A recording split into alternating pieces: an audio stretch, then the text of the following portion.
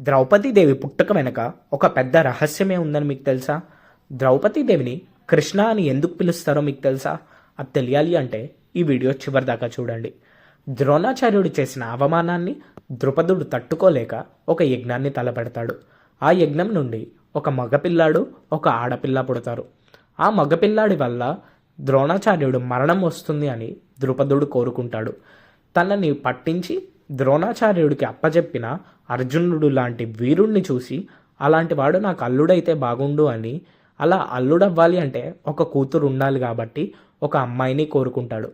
అలా తల్లిదండ్రులు లేకుండా యజ్ఞగుండంలో నుండి పుట్టిన వాళ్ళు దృష్టజమునుడు అని ద్రౌపదీదేవి. అలాంటి ద్రౌపదీదేవి నల్లని రంగులో ఉంటుంది. ఆమెని కృష్ణ అని అంటారు. సీరియల్లో చూపించినట్టు తెల్లగా మాత్రం ఉండరు. అర్జునుడు అండ్ ద్రౌపదీదేవి ఇద్దరు నల్లగానే ఉంటారు. కృష్ణుడు కూడా నల్లగానే ఉంటారు, బ్లూగా ఉండడు సీరియల్లో చూపించినట్టు. సో అలాంటి ద్రౌపదీదేవికి ద్రుపదుడు స్వయంవరాన్ని ప్రకటిస్తాడు. అది తెలిసిన అర్జునుడు, నా కోసం ఒక అమ్మాయి పుట్టింది, ఆ అమ్మాయి కోసం నేను స్వయంవరానికి వెళ్ళాలి అని ఏకచక్రపురం నుండి బయలుదేరతారు. అర్జునుడితో పాటు పాండవులందరూ కూడా కలిసి వెళ్తారు. రేపు స్వయంవరంలో ఏం జరిగిందో తెలుసుకుందాం.